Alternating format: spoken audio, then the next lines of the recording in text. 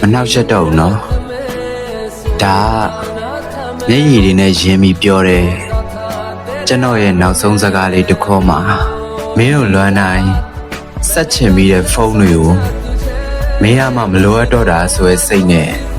ကိုထိမ့်မယ်မင်းစီပို့ချင်နေတဲ့စာတွေကိုမင်းကဖတ်ချင်တာမှမဟုတ်တာဆိုရဲစိတ်နဲ့ထိမ့်မယ်မလိုပဲပေးတဲ့အရာတွေကပို့ပါတယ်လိုလိုလတ်လတ်မရှိပဲရနေတဲ့အရာတွေကလည်းမင်းအတွက်ပူမှာပေါ့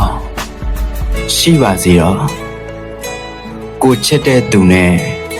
ကိုမချစ်တဲ့သူထပ်တူမကြခြင်းတွေကပုံမှန်ဖြစ်နေကြပဲဖြစ်မှာပါကိုကတော့မင်းကိုမနှောက်ယှက်ပဲနေဖို့ပဲရွှေ့ပါတယ်